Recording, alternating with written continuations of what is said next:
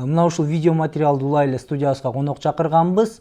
Биздин бүгүн студияда конокто мурдагы туризм департаментинин башчысы, учурда жарандык активист Максат Чаки агабыз. Саламатсызбы? Куш келипсиз биздин студияга. Алгач эле суроону Кыргызстандагы туризмдин абалына кандай баа берет элеңиз деген суроо менен баштайлы. Анын ичинде кышкы туризмге. Туризм тармагы эми азыр өзүнүн угунда келатат, өнүгүп келатат. Өнүгүп дегенде кандай? Негизинен көбүнчө ушул туристтердин келүү саны азыркы учурда жакшы эле байкалып калат, динамикасы, темпи баары жакшы. Ошол эле туризм тармагында иштеген ишканалар болобу, туроператорлор болобу, ар ким өзүнүн угунда келатат. Мындай айтканда, бир олуттуу азыркы учурда проблема же көйгөйдү бар деп айта албайм.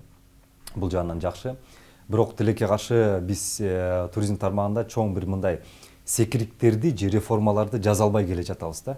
Албетте бир чоң негизги шарттарды түзүп бердик. Бул мисалы ошол эле лицензиялоо же атайын бир уруксат берүүчү бир кагаздарды дегендей ушундай бөгөттөрдү алып салганбыз. Бул эми баягы мыйзам жактан мындай айтканда шарттар түзүп берген. Мисалы сиз туризм катары иштейм десеңиз, сизге бир ишкана ачып коюп эле жетиштүү болот дагы. Же ошол эле отель, мейманкана ачам десеңиз, сизге эч кандай мисалы атайын уруксат берүүчү кагаздар кереги жок да. Мисалы тоо кен тармагына салыштырмалуу ошондой бир жаңы жакшы мурунку эле ошо шарттар түзүлгөн. Бирок 28 жылдан бери бул шарттар албетте өзүнүн результатын берди. Туристтердин саны көбөйдү. Мына 3 миллион турист, 4 миллион турист деп мындай отчет берип келатабыз. Бирок азыркы учурда биз эми туристтердин саны эмес, ошол туристтердин түшкөн акчаны, кирешени санашыбыз керек. Бизге 3 миллион турист эмес, бизге балким 1 миллион турист жетет, бирок алардан түшкөн киреше бизге суммасы миллиардтан 2 миллиардтан мисалы акча кармашыбыз керек. Азыркы учурда мына 4 миллионго жакын турист келет экен дагы, бир 500 миллион доллардан аша албай жатабыз кирешеничи. Ошол эле Азербайжанды карагыла, булар 2019 жылы жыйынтыгы менен 3 миллиард доллардан ашык киреше көрүштү. Эми алардын 3 миллиард долларын карагыла, биздин 500 миллион долларыбызды карагыла. Ал эми турист жагынан карасак, биз балким Азербайжан көбүрөөк эле тартабыз да. Ошол эле ысык көлүбүз канчадан турист тартат. Бирок эмнегедир акча жактан биз санын көбөйтө албай жатабыз да.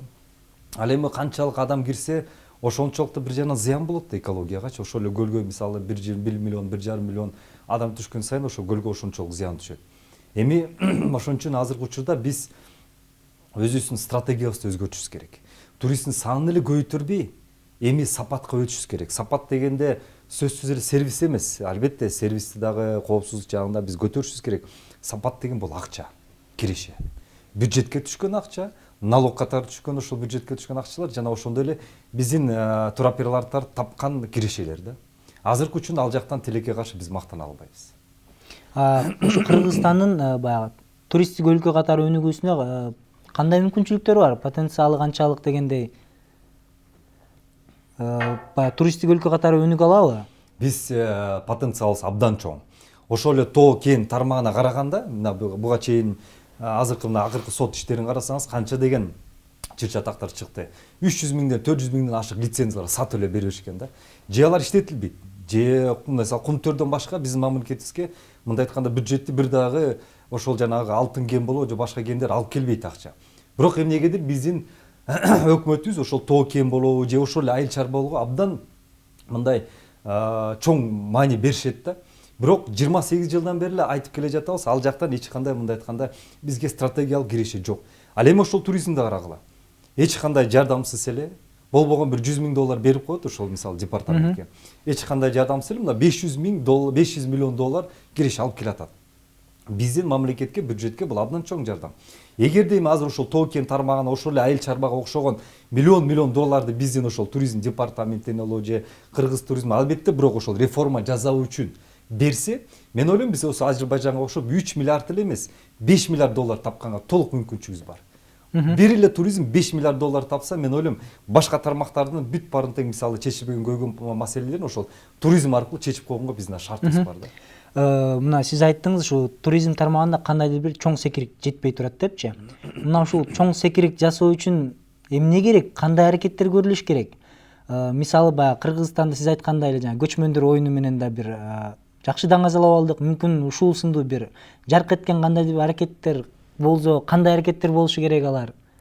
Бир эле нерсе. реформатор инсандар келиш керек. Бир эле нерсе. Кадр барынча чет дегендейби? Албетте. Бул жерден азыр мен сиздерге мисалы ушундук аябай бир концепцияларды же бир мындай программаларды айтып бергени менен эми көрүп атпайсыңарбы, эгер мисалы потенциалы жетпеген инсандар отурса аны аш кыла албайт да. Өкмөттө биринчи очередь мындай айтканда, ошондон элен кийин анан министрликте реформалык жактан жаратмандык күчтүү инсандар келиш керек. Ошолор гана анан ошо туризмди түртүп алышат. Мисалы өзүңүз айттыңыз, эми көчмөн оюндар биз келгенде ошо көчмөн оюндарын жазадык. Мактанбайм, бирок аракет кылдык. Мен эле жалгыз эмес, албетте ошол канча деген ошол туризм чөйрөгүн өлчөмүндө иштеген инсандар менен жазадык. Баарыбыздын ошол көчмөн оюндарын жаратып, бул биздин бир секиргиз болду. Эми чоң кичине деп айтпайм, бирок секиргиз болду. Ага чейин, мага чейин иштеген инсандар дагы мисалы визалык системаны алып салышты да, бул да бир секирик болду. Бул мындай айтканда чоң бир туризмди жандандырган генератордук бир идеялар жана кадамдар болду. Адан кийин тилекке каршы көрбөй жатабыз. Албетте жумуштар болуп жатат, мен болбойт деп айтпайм. Жакшы нерселер жасалып жатат. Бирок бул системаны өзгөрткөн же түрткөн бир көрүнгөн бир жакшы бир реформалык бир идеяларды көрбөй жатабыз да. Мен албетте мисалы туризм департамент критикалгым келбейт. Себеп дегенде булар болгондо эле өкмөттүн ичинде бир система эле. Негизинен өкмөттүк масштабта тилекке каршы туризмге бир олуттуу бир генераторлук жаза турган бир программаларбы же кадамдарбы биз азыр тилекке каршы көрбөй жатабыз. Мунун баары баягы кадрдык муктаждыкка барып токтолот. Албетте, инсандар. Эгер күчтүү инсандар келсе, жаңы инсандар келсечи, алар албетте ошондо бир күчтүү бир жаңы бир технология. Мисалы кече жакында эле айыл чарба министрин көрбөдүкпү? Жаш бир жаратман инсан ат салышты эле, мен министр койсоңор, мен момундай программа, сонун программалар айтты. Бирок тилекке каршы аны чийип салып туруп, эскиче мындай айтканда кыймылдаган бир министрди коюп койду, өзү али кечен көрүп атабыз. Анан 1 жылдан ашты. Айыл чарбада эч кандай Бирок баягы жаштар деп калдыңыз. Бирок баягы ушул жаш кадрларды да билебиз, айрым учурда жаш кадрды алып келип атат, бирок ал баягы кайсы бир чоңдун баласы, жээни дегендей. Бирок жаш болгону менен сапатсыз кадрларда учурап калып атат дегендей пикирлер да бар, айтылып келет. Мына ушул Кыргызстанга бул кадрлардан сырткарыда кандайдыр бир конкреттүү жолдор барбы туристтердин агымын алып келе турган? Эки нерсеге басым коюшубуз керек да. Бул биринчиси жарнама, таанытуу. Анткени Кыргызстанды эч ким көрбөсө, билбесе, тааныбаса турист келбейт да. Анан экинчиси ошол келгенден кийин сервис менен коопсуздук. То есть кызмат көрсөтүү өтө жогору болуш керек. Жатакана болобу, ошол эле гидтер болобу, ошол эле туристтик продукт болобу, жана ошондой коопсуздук өтө жогору болуш керек да. Анан азыркы учурда биздин буга чейинки эң эле күчтүү жарнамабыз бул дүйнөлүк көчмөн оюндар болду. Бул Кыргызстанды мамлекет дүйнөлүк масштабта дуң деп абдан мындай айтканда жана вспышка катары, жарык катары жарк этти да көрсөттү. Баары көңүл бизге буруп калышты. Азыр эми дүйнөлүк көчмөн оюндар аз башка мамлекеттер кетти. Тилекке каршы азыр ошондо биздин мындай айтканда бир продукт эспечи куралыбыз жок болуп калды. Эми эмне азыр билбейм. Азыркы балким туризм тармагында бир ойлоп таап атышкандыр, иштеп атышкандыр, бирок тилекке каршы азыр бүгүнкү күндө жок. Экинчиден эми ошол турист келгенде ошол кызмат көрсөтүү жана коопсуздук жогорку деңгээлде азыр. Пока ал дагы мен жогору деп айта албайм. Бирок аны жогору деңгээлде кылыш үчүн эмне кылыш керек? Мен жогоруда айтканда экинчи этапка келдик. Бул ошол ишканаларга, ошол жатаканаларга, отелдерге, мейманканаларга эми биз атайын бир талаптарды мамлекет тараптан коюшубуз керек. Келген, мисалы ошол эле жатаканаларда сервис момундай болуш керек. Жана Көлүстө жана толгон токко пансионаттар ачылган, мындай айтканда жеке жана конок үйлөр ачылган. Алар баары өздөрү ачкандагы өзүнүн деңгээлинде эле бир мындай айтканда кызмат көрсөтүп атышат. Эми ал өзүңүз деле көрүп атасыз, көп жерде жанагындай эл аралык деңгээлде стандарттар жок. Албетте эл аралык стандарты жок. Даже жанагындай бир гастарбайтерлерди каалап турганда бир жатаканалар куруп салышкан. Бир мындай эки этаждуу үй курат дагы, бир 10 чакты эшиктерди салып койгон дагы, бир бөлмөлөрдү койгузуп койгон. Эми аларды көргөндө бир кечирип коелу, турист эмес, бир какой-то бир мындай айтканда чернорабочийлер жата тургандай үй сыяктуу болуп калган да. Эми ошолорду жок кылыш үчүн мейли ошонусу иштеп атса дагы, бирок ошонун алкагындагы сервисти көбөйтүш үчүн талап мамлекет коюш керек. Эгер ошол талапты сен аткара алдыңбы, анда сен кызмат көрсөткөн укугуң бар. Кандайдыр мамлекет жактан кандайдыр стандарттар киргизилиш керек дейсизби? Албетте, бир атайын стандарт талаптар коюлуш керек. Эгер ал жок болсо, анда ал ишкананы жабып салыш керек. Мейманкана болобу, же туроператор болобу, жабып салыш керек. Азыркы учурда биз ошого келдик. Ошол жок болгондугу үчүн азыр жанагы массалык 3 миллион 4 миллион 5 миллион турист келип атат да, бирок киреши акчасы болбогон жанагы кедейлер туристтер келип атат дагы бир 1000 сом 2000 сом эптеп жатып кетет, бирок адан калган экологияга зыян бир топ болуп атат. Андан артык. Адан артык албетте. Бизге ошол керекпи азыркы учурда? Кереги жок. Мына ушул кышкы туризм боюнча сиздин пикириңиз кандай? Мына ушул Бишкек шаарынын тегерек четинде эле мисалы ондогон кышкы эс алуу жайлары бар да, лыжа базалары дегендей. Шулардын баягы сиздин кандайдыр эмеңиз болсо керек, маалыматтарыңыз, шарттары, алабалдары дегендей. Кышкы туризм бул элиталык туризмге кирет да. Элиталык туризм. Бул бай туризм, бай инсандар гана бул тоо лыжа базаларын мындай айтканда кызматын колдоно алышат, эс алыша алат да. Бизде азыр 25тен ашык тоо лыжа базасы ачылган. Бирок эми анын баарын тоо лыжа базасы деп айтыш өтө кыйын. Балким 2-3 толук кандуу тоо лыжа база деп айта алабыз. Дүйнөлүк стандартка жооп берет десек дагы ошого жакын жооп бере алышат да. Анан бизде тоо лыжа деле ачып эле бир тоо кырканы табышат дагы. Ушул жерден тоо лыжа базаны ачып эле биз тоо лыжа базаны ачтык деп эле мындай айтканда кызмат көрсөтө беришет. Тилекке каршы анын баары тең азыркы учурда тоо лыжа базалга жооп стандартына жооп бере албайт. Албетте биринчи кадам катары бул сүйүндүрөт. Бул жакшы нерсе. Мен мисалы буну туура эмес деп айтпайм. Биз колдошубуз керек албетте. Бирок мен жогоруда айткандай талаптарды коюшубуз керек. Биринчи очередь мисалы тоо лыжа эмне менен бул айкалышат, бул жана коопсуздук. Анткени лыжа менен таап атканда көп адамдар кулайт, бир жерин сындырат, тигиндей мындай кылат. Ошого биз баары тең ушул кооптуу жактан каралганбы, каралган жокпу? Бул бир маселе. Экинчисинен ошол дүйнөлүк масштабта жанагы бай инсандар тоо лыжага келип эс алабыз дегенде алар төлөгөнгө даяр, чоң акча төлөгөнгө даяр. Эми бизге ошол чоң акчага алганга тете кызматыбыз барбы? Ошол эле жана 5 жылдыз отелдерибиз барбы? Ошонун тоо лыжанын жанында. Мейли 500 болду, жок дегенде бир 3 жылдызга тете болгон отелдерибиз барбы? Жок. Бир мындай айтканда конок үйлөрүн ачып коет дагы, анан ошону 3 жылдыз отель катары биз көрсөтүп туруп акча алып атабыз. Бул албетте бизге кийин кайра эле антиреклама кылат. Бул туура эмес саясатыбызчы. Азыркы учурда мен дагы басып өлүп кетем. Биз массалык туризмге ориентир алганбыз дагы эптеп эле иши туристтердин баарын тартышып өтсек да миллион деп тартышыбыз керек деген эле артынан кубалып келе атабыз. Бирок артынан бул бизге али антиреклама алып келип атат.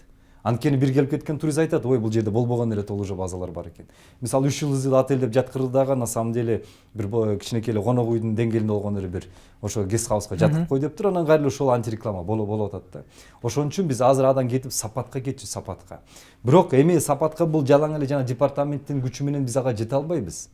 Бул жерде өкмөттүн деңгээлинде стратегиясына кармашыбыз керек. Бул жерге премьер-министр өзү баш отур менен премьер-министр өзү ошол турист болуш керек да, мындай айткандачы. Баягы ушул өткөн жыл аймактарды өнүктүрүү жана санариптештирүү жылы дегенде баягы туризм жылы деп жарыялап туруп, ошо 1 жылдык, 2 жылдык программа киргизсе деген ойдосузбу ошондо? Ушундай бир багытта. Биринчиден могу ар бир жылды аймактык тигил жыл деген бул өзү негизи мен айтам, бул уже өткөн чактагы нерсе да. Биз ар бир жылды бул жылды аябай жарыялашыбыз керек. Мисалы эгер биз туризмди азыр бүгүндөн баштап реформалап десек 5-10 жыл керек. 5-10 жылдык стратегиялык программаны кабыл алыш керек дагы, бүт болгон тармакты ошого байлашыбыз керек. Мисалы эгер биз ошончолук 3 миллион бирок бай туристти тартабыз десек, анан алардан 5 миллиард доллар, 10 миллиард долларды жакынкы 5 жылда көрөбүз десек, ошонун ичинде биз бүт мисалы коопсуздук жактан МВДны, ГКМБны, погранслужбаны мисалы да, бул жанагы жол кызмат, ГАИ майлер баарын тең байлашыбыз керек. Ошондой эле жанагы сервис жактан эгер жанама жактан көтөрөбүз десек, анда биз маалымат жактан бүт баарын тең мисалы сиздер ошонун СМИлерин баарын тең байлашыбыз керек. Ошондой жана кызмат көрсөтүү жагынан эгер биз көтөрөбүз десек, ага тиешелүү кайсы ишканалар, тармактар баарын тең байлашыбыз керек. Ошондо баарыбыз жапырт иштегенде биз 1 жыл эмес, 2-3 жылдан кийин анын результатын көрөбүз да, бирок ошол результаттар бизди сүйүндүрөт. 3 миллиард десек да 1 миллиард доллардан биз киреше көрөбүз. Толук канды жетебиз ошого. 2-3 миллиард долларды биз мен ойлойм 3 жылда эле биз жетебиз да.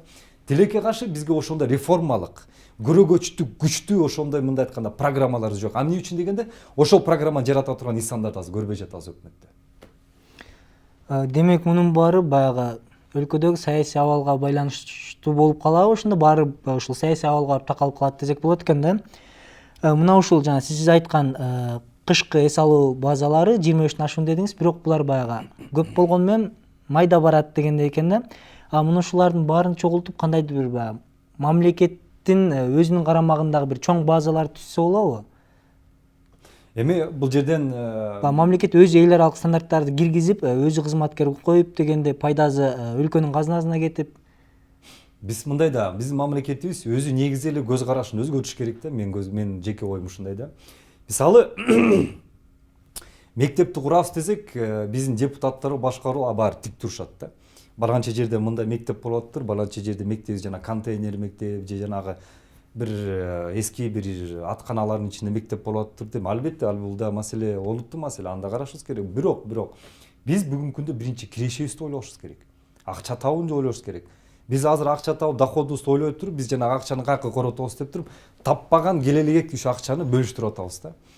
Бүгүнкү күндө туризм бул бизге киреше акча алып келип аткан тармак.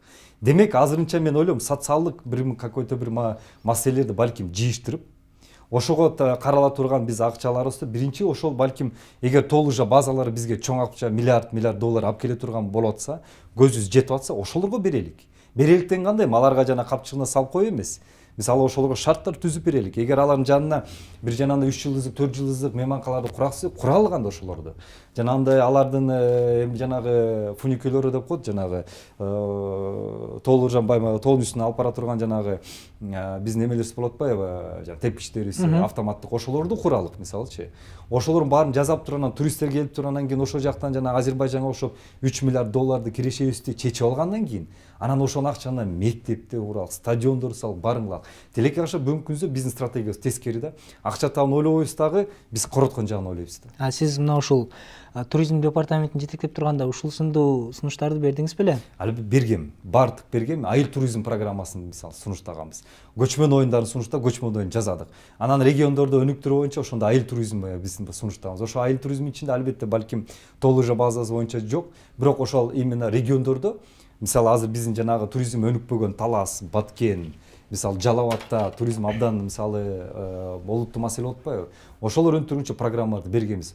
Ошонун ичинде мен сурагам, мага 20-30 миллион доллар бергиле, мен силерге 2 жылда 1 миллиард доллар киреше таап келем деген. Бирок тилекке каршы биздин дагы айтып кетем, ошол өкмөт тарапта ошол кездеги эмнегедир негизги ставканы бул социалдык тармактар коюшат. Садик тургуш керек, мектепти тигинде мындай дегенчи, бирок киреше жагын эмнегедир аз ойлойт да. Азыркы күндө мен дагы баса белгилеп кетем. Айыл чарба эмес, тоо кен жак эмес, туризмге басым коюшубуз керек. Мына жогору айткандай эле Азербайжанда 3 миллиард доллар таап атабы, биздин тармак 3 эмес 5 миллиард доллар таап бере алат. Ошол 5 миллиард долларга биз ушу мындай өзүбүзгө чечип коебуз, кумтөрдүн да кереги жок болуп калат. Кумтөрдү толук жабып койсок, мына биздин туризм, мына кумтөр ошо туризмде жатат да.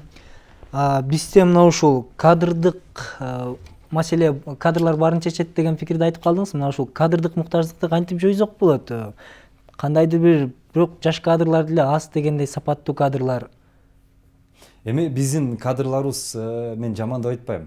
Азыркы мына туризм департаментинин жетекчиси абдан жакшы, мындай жогорку билимдүү, илимдүү, көп нерсе жактан тажрыйбалуу инсан. Ошол эле мисалы башка туроператорлорубуз иштеген жактан да күчтүүлөр келип атат. Бирок эки инсан туризмди алдыга жылдыра алат. Эгер өкмөттүн ичинде карасакчы, бул министр жана премьер-министр. Ушул эки инсан күчтүү болуп айкалышып мындай айтканда бир бирдиктүү иш алып барса, бирок албетте алар кандай иш алып барганын көрүш керек, билиш керек. Ошондо биздин туризмде секирик жаза алабыз. Бүгүнкү күндө мен айта алам, туризм министр дагы биздин өкмөт башчысы дагы ал жактан бир секирик реформа кыла тургандай бир программалар, иш-чараларды мен көрө элекмин да. Сизге ыраазычылык билдиребиз. Тилекке каршы бизге бөлүнгөн убакыт да соңуна чыгып калды. Ал эми көрөрмандарга эскерте кетсек, бизде конокто мурдагы туризм департаментинин жетекчиси, учурдагы жарандык активист Максат Чаки конокто болду.